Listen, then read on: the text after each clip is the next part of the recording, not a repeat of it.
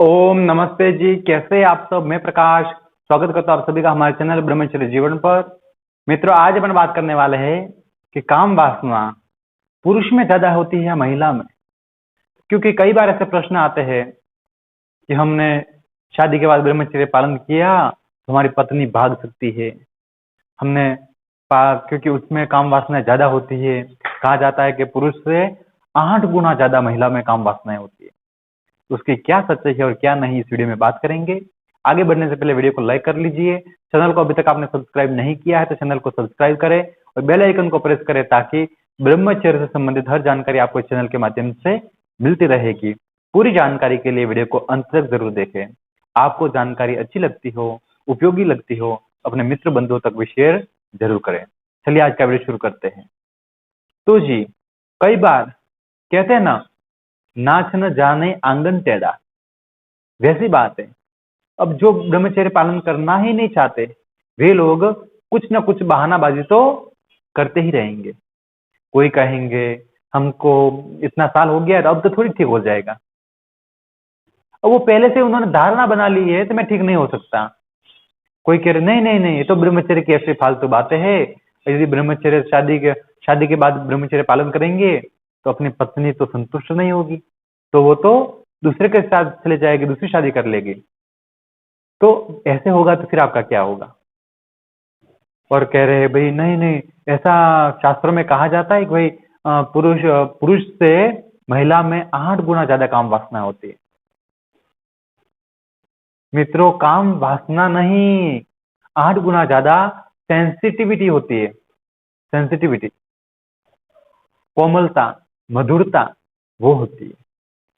अब काम वासना हो, अगर महिला में मान लीजिए काम वासना ज्यादा होगी तो आज के समय में आपने स्वयं देखा होगा कि जो दिन प्रतिदिन अखबारों में, टीवी चैनलों में जो बलात्कार के न्यूज आते हैं, समाचार आते हैं, अखबार में छपती है खबरें। आज तक आपने कभी ऐसा कोई न्यूज सुना है क्या कि किसी महिला ने पुरुष का बलात्कार किया हो? नहीं, पुरुष करते हैं। क्या बोलते, दरिंदगी, हवस के पुजारी पुरुष होते हैं। भाई महिला में काम वासना ज्यादा है तो ऐसा होना चाहिए भाई महिलाएं ब्लैकमेल कर रही हो, महिलाएं वो क्या बोलते अपने ये बलात्कार महिला करनी चाहिए उनमें ज्यादा है तो? नहीं। और बलात्कार किसको कहते हैं? कि जो पति पत्नी का संबंध हो, तो कहते हैं एक एक दूसरे की सहमति से जो किया जाए वो संबंध सेक्स होता है। और जो जबरदस्ती किसी पराई स्त्री के साथ, किसी लड़की के साथ जो बलात्कार करते हैं, जबरदस्ती करते हैं, वो बलात्कार, यदि पुरुष के अंदर इतनी काम वासना इतनी हो रही है, इतने वो हवस चढ़ गई है उसको, तब जाकर के वो ऐसा हो रहा है ना मित्रों। यदि महिला के अंदर ज्यादा होती तो महिला को और भी आनंद आता उसको, तो वो क्यों ऐसे केस बनते? बलात्कार के केस ही नहीं बनते पहली बात, महिला में अगर काम वासना ज्यादा होती तो। ये सब कहने की बातें हैं मित्रों। और इसी उदाहरण के साथ और मैं आपको बताना चाहूँ, आप अपने आसपास देखते होंगे जो गाय भैंस होती है, अपने कोई लोग पालते हैं, घर पर भी बहुत सारे किसान लोग पालते हैं। तो जो गाय भैंस पालते हैं तो उनके जीवन में वो भी एक तरह की तो नारी ही कही जाती है ना, नर और मादा। जैसे वो नारी कही जाती है, पशु है मगर नारी स्त्री के रूप में है। तो जैसे गाय भैंस होती है, उनके अंदर काम वासना ज्यादा होती है या फिर जो बैल और पाड़े होते हैं उनके अंदर? आप सोचिए, एक बैल कई गायों के पीछे पीछे घूमता है, एक पाड़ा कई भैंसों के पीछे पीछे घूमता है, मगर एक गाय और एक भैंस, लगभग ऐसा कहा जाता है कि भाई कम से कम 2 सालों में एक बार उनका संबंध होता है। 2 सालों में एक बार केवल। ऐसा क्यों?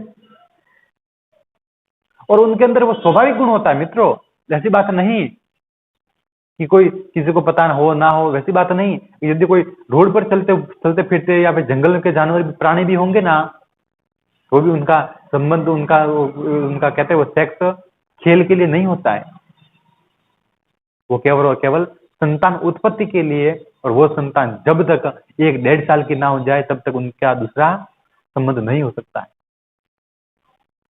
और जैसे ही वो परिपक्व हो जाता है, उनका आगे का बच्चा, तो फिर उनको लगभग 2 साल के बाद, क्योंकि 9 महीने तो 9-10 महीने जानवरों में कुछ ज्यादा समय लगता है, तो 10-11 महीने तक हो जाते हैं। तो 10-11 महीने तो वो बच्चा पेट में होता है, फिर उसको जन्म देने के बाद भी 1 साल, 1.25 साल और 1.5 साल तक कई बार तो उसको बड़ा करने में लगता है। तो वो थोड़ा सा अच्छा हो जाता है, फिर उसके बाद फिर से वो पहले वाली, चाहे भैंस हो गाय हो, वो गर्भवती होती है।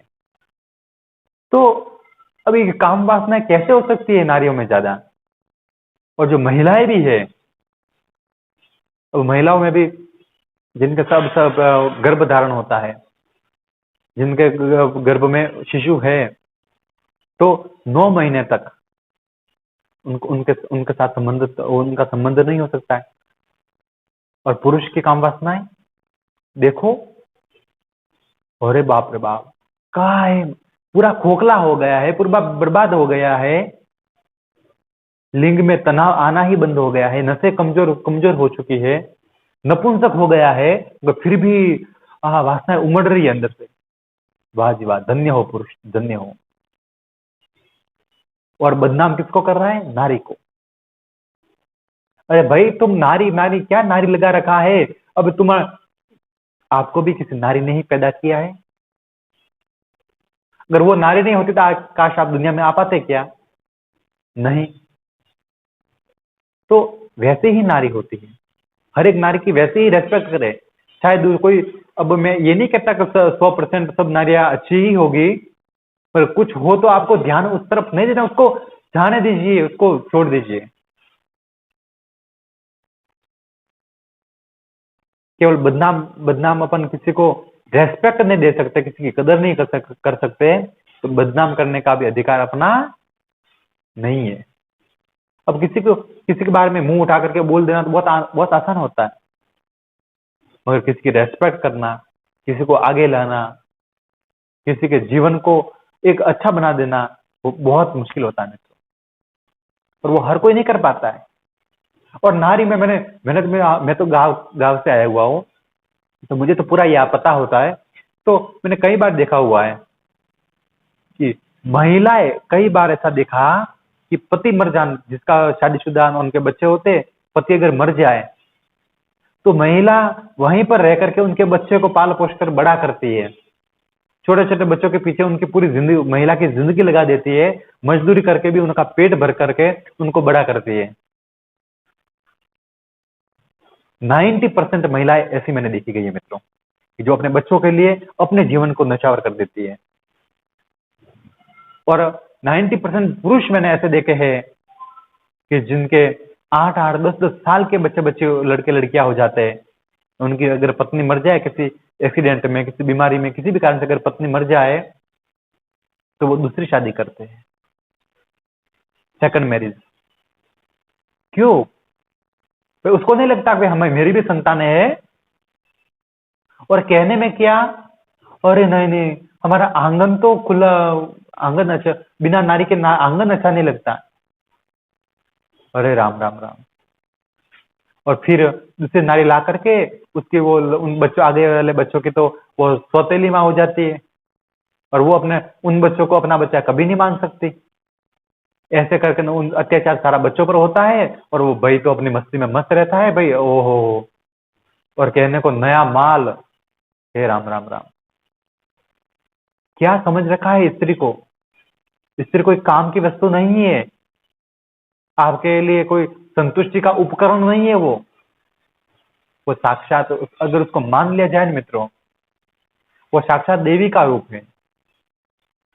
वही, आपकी माता जी को किसी की उपासना, साधना, अनुष्ठान करने की आवश्यकता नहीं। आपके घर में आपकी माँ है, आपकी बहन है, आपकी बेटी है, आपकी पत्नी है, उसकी रेस्पेक्ट कर लीजिए, वही साक्षात माता जी की उपासना हो जाएगी। यदि आप नारी की कदर नहीं करते, नारी को रेस्पेक्ट नहीं दे सकते, और आप चाहे कितने बड़े बड़े भगवान को मान लेंगे, कितने चढ़ावा चढ़ा लेंगे, कुछ भी कर लेंगे, तो भगवान कभी भी खुश नहीं हो सकते। क्योंकि एक नारी में इतना सामर्थ्य होता है मित्रों, जो अपने अपने शरीर में से एक अपने संतान को नया शरीर दे सकती है। वो पुरुष की क्षमता नहीं है। एक नारी इतना साहस रखती है, और कई बार तो डिलीवरी के समय जब बच्चा संतान पैदा होती है, उस समय कई सारी नारियों की तो डेथ मृत्यु तक हो जाती है अपनी संतान के खातिर। और तुम कहते हो नारी नारी में काम वासना ज्यादा है, डूब बनना चाहिए आपको। अरे आप ब्रह्मचर्य का पालन नहीं कर सके तो कोई बात नहीं, मगर नारी को दोष मत दीजिए, वो साक्षात जगदम्बा वही माता है। मित्रों, वीडियो आपको कैसा लगा कमेंट करके जरूर बताएं। फिर मिलेंगे एक नई जानकारी के साथ, तब तक के लिए आपका दिन शुभ हो, आपका जीवन मंगलमय हो, इसी प्रार्थना के साथ आप सभी को नमस्कार, प्रणाम।